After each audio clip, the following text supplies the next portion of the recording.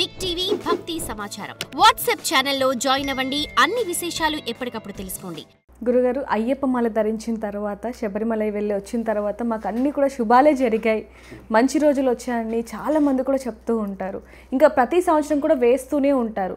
అయితే ప్రతి సంవత్సరం వేసే క్రమంలో ఒక సంవత్సరం పొరపాటున వేయలేదు అనుకోండి, తర్వాత సంవత్సరం వేయచ్చా అంటే ఏం చెప్తారు? నా జీవం ఉన్నంత కాలం నా ఎదలో కలిగెను అయ్యప్ప నామం, హరిహర సుతుడే నా ఎదలో పీఠం వేసెను చిరకాలం. ఏమండి, మాల వేసుకున్న ప్రతి ఇంటిలో మంచి జరుగుతుంది, చెడు జరుగుతూ ఉంటుంది.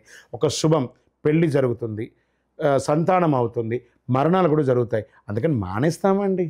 భగవంతుడు ఏ ఒక్క క్షణం కూడా లబ్డప్ని ఒక హృదయాన్ని ఇచ్చాడు కదా.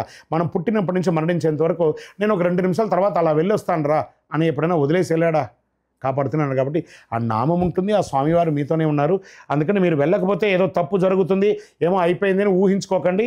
అలాంటిది ఏమి జరగదు, అలాంటిది ఏం తప్పు లేదు. ఎన్నిసారైనా వేసుకోవచ్చు, ఎన్నిసారైనా రావచ్చు. ఒక ఉదాహరణకి ఎన్నిసార్లు వేసుకోవాలి, ఇది ఒక క్వశ్చన్ కూడా ఉంది కదా. ఏమైనా ఇప్పుడు మీరు భోజనం చేస్తారు కదా, భోజనం చేసినప్పుడు ఏం చేస్తారు? పచ్చడి అన్నం, పప్పు, కర్రీ అన్నం, సాంబార్ అన్నం, మజ్జిగ అన్నం, ఒక పిడికెడు ఒక ఫస్ట్ ముద్ద తీసుకుంటే తింటూ ఉంటాం. అందులో ఎన్ని మెతుకులు వస్తాయండి? ఒక పిడికెల్లో ఎన్ని మెతుకులు వస్తాయి? ఈరోజు ఇన్ని గ్రైన్స్ నేను లెక్క పెట్టుకొని వంట చేసుకుంటా అంటారా? ఆఫ్టర్ ఆల్ తినే తిండికే ఒక లెక్క లేకుండా తింటున్నాం. స్వామివారి దీక్ష తీసుకోవడానికి ఒక లెక్క కావాలా? ఒకసారి మిస్ అయింది, ఒకసారి మిస్ కాలేదు, దానివల్ల దోషం తగులుతుందా? అయ్యప్ప పనిష్మెంట్ ఇవ్వడమేనా ఆయన పని? కనీసం ఇలా అన్నా నన్ను గుర్తుపెట్టుకున్నావు కదరా నాన్న, నిన్ను కాపాడడానికే నేను ఉన్నాను, నువ్వు పడిపోకుండా ఉండడానికే నేను ఉన్నాను అని చెప్పి నీకు తెలియట్లేదు, నువ్వు నటిస్తున్నావు, నేనేదో చేసేస్తున్నాను, నిన్ను కింద పడకుండా. ఇక్కడ ఏం చెప్పాడు? నాకేం దిగులు, నా అయ్యప్పకు కదా అనుక్షణం నా దిగులు అనే ఒక ఫీలింగ్లోకి రండి. మీరు కాదు చేసేది, మీ వెనక ఆయన నడిపిస్తున్నాడు. ఆయన ఎలా నడిస్తే అలాగే నడవండి. శరణమయ్యప్ప. గురుగారు, మాల ధరించిన తర్వాత ఇంట్లో అనుకోని పరిస్థితులు ఏవైనా జరిగితే? అనుకోని పరిస్థితులు అంటే ఏంటి? అంటే ఎవరైనా ఇంట్లో వ్యక్తులు చనిపోయినా, లేకపోతే దూరపు చుట్టాలు చనిపోయినా? ఎవరు చనిపోతే ఎప్పుడు మాల వేయాలి, ఎన్ని రోజులు మాల వేయాలి, ఎన్ని రోజులు మాల వేసుకోవాలి? మాల వేసుకోవడానికి ముందే తల్లిదండ్రులు చనిపోతే 1 ఇయర్, భార్య చనిపోతే 1 ఇయర్, బంధువులు ఎవరు చనిపోయినా 48 రోజులు, దాయాదులు అన్నతమ్ముడు బాబాయిలు అందరూ చనిపోతే, ఆఖరికి ఫ్రెండ్ చనిపోయినా 3 రోజులు మాల ఇప్పేసి ఆ కార్యక్రమాలు చేయాలి. చచ్చిపోయిన వాళ్ళని అప్పుడు చూడకపోతే ఇంకెప్పుడు చూడలేరు, దీక్షలో ఉన్నా దీక్షలో లేకపోయినా. ఇప్పుడు మీరు దీక్షలో ఉండగా ఎవరైనా చనిపోతే నేను చెప్పిన బంధంలో ఉన్నవాళ్ళు మాల విసర్జన చేసేయాలి. ఆఖరికి ఫ్రెండ్ చనిపోయినా కూడా, మొన్న ఒక అతను నా వీడియోని చూసి అతను చూశారట, వాళ్ళ ఫ్రెండ్ చనిపోయాట, ప్రాణమిత్రుడట, బాల్యం నుంచి చేశాడట, ఎవరు లేరు అతనికి, చాలా సామాన్య కుటుంబం అట. ఇతను మాల ఇప్పేసి అక్కడ పోయి ఆ కార్యక్రమాలన్నీ చేసి వస్తే ఆ కుటుంబం అంతా ఇతనికి జోహార్లు కలిగట. నువ్వు లేకపోతే మేము రోడ్డు మీద పడిపోయే వాళ్ళమని చెప్పారట. గురుగారు, మీరు చెప్పింది నా మనసుకు నచ్చింది. ఇది ఇంకోటి ఏమంటే, ఫ్రెండ్ చనిపోతే మాల ఇప్పటి శాస్త్రంలో చెప్పలేదు, కానీ మానవత్వం మాత్రం చెప్తుంది. నీ ఫ్రెండ్ని ఇప్పుడు చూడకపోతే జీవితంలో నువ్వు చూడలేవు. వాళ్ళ తల్లిదండ్రులు అంతా దిక్కులేని వాళ్ళుగా ఉన్నారు కదా, వాళ్ళకి పోయి నిలబడి అతను చెప్పి, గురుగారు 3 రోజులు అయిపోయిందండి, నేను ఇప్పుడు మాల వేసుకోవచ్చు అంటే, ఆ 11 రోజుల కార్యక్రమం కూడా అన్నీ చేసేసి నువ్వు మాల వేసుకొని చెప్పాను. ఎంత ఆనందపడ. కాబట్టి చనిపోయిన వాళ్ళు ఇలాంటి కార్యక్రమాలు చేసుకోండి. భార్య చనిపోతే కూడా 1 ఇయర్ అండి, కాబట్టి అప్పుడు ముందే మాల వేసుకోవడానికి చేసుకోండి. మనవడండి, మా తాతగారు చనిపోయారు, మా నాన్నమ్మగారు చనిపోయారంటే 48 రోజుల తర్వాత ఆ మనవడి మాల వేసుకోవడానికి అధికారం ఉంది. మాలలో ఉండగా అంటే ఇంకా సమయం ఈ 48 రోజులు అయిన తర్వాత దీక్ష సమయం ఉంటే వేసుకోండి, 48 రోజులు ఉండాలి. లేక మధ్యలో నేను 36 రోజులు ఉన్నానండి, చనిపోయారండి, నేను ఆ కార్యక్రమం అయిన తర్వాత మాల వేసుకుంటే ఆ 36 రోజులు కలిసి వస్తుందంటే నో వే.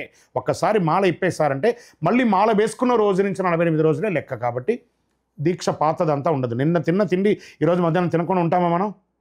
నిన్న తిన్నారు కదా అని అంటారా? కాదు కదా. మళ్ళీ ఈరోజు ఫ్రెష్. శరణమయ్యప్ప. గురుగారు, కన్యస్వాములు చాలామంది కూడా కన్యస్వాములు మాల వేయాలి అనుకుంటారు, వాళ్ళు ఏ విధంగా వేయాలి అంటే? కన్నేస్వామి నీకు ఎన్నడు దొరకని దివ్యానుభూతి కలిగేనే, ఏదో తెలియని దివ్యావేశం. ఆ స్వామివారికి కన్యస్వామి అంటే చాలా ఇష్టం. మొట్టమొదటి అయ్యప్పకు చాలా ఇష్టమైనటువంటి వారంటే కన్యస్వామి. ఆ కన్యస్వామి అందరూ ఏమంటారంటే అయ్యప్పకు చాలా ఇష్టపాత్రుడు ఆ అయ్యప్పకు ఆ కన్యస్వామి. ఆ కన్యస్వామి అంటే మొదటిసారి మాల వేసుకున్న వాళ్ళని కన్యస్వామి అంటారు. ఆ కన్యస్వామికి అంత సాక్షాత్ అయ్యప్ప స్వామి వారి యొక్క సంపూర్ణ వీక్షణ ఆ కన్యస్వామి మీద ఉంటుంది. కాబట్టి ఆ కన్యస్వామి అంటే చాలా ఇష్టం. వారికి ఒక దీక్ష, వీరికి ఒక దీక్ష కాదు, మాల వేసుకున్న ప్రతి ఒక్కరికి దీక్ష is same. A+B² is A² + B² + 2ABA. అది ఎవరికి మారదు. కానీ కన్యస్వామిని ఎవరు దూషించకండి, కన్యస్వామిని బాధ పెట్టకండి. ఇంకా భోజనం చేసేటప్పుడు కన్యస్వామి ఎక్కువ తిను అని చెప్తాడు. వాడి ఎక్స్ ఉంటుందో, XL ఉంటుందో, XXL ఉంటుందో, 4XL ఉంటుందో, వాడి పొట్ట ఎప్పుడు ఉన్నదో ఇప్పుడు కూడా అదే పొట్టే ఉంటుంది. కానీ ఈరోజు మాల వేసుకోగానే 10XL మారిపోదు. మన సొమ్ము అయితే మనం పెట్టాలి, కానీ మంది ఇంట్లో పోయి ఆ గిన్నెలో నుంచి తీసుకొచ్చి కన్యస్వామి తిని పెట్టకూడదు.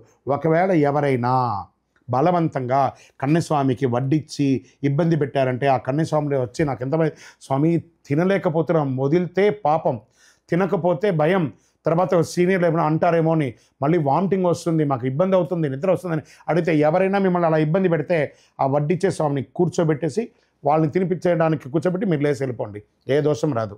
బలవంతం చేసిన వాడిదే తప్పు, కానీ కూర్చున్న కన్యస్వామిది కాదు తప్పు. శరణమయ్యప్ప. కన్యస్వామి బాధపడకూడదు. శరణమయ్యప్ప. For more videos like this, subscribe Big TV channel.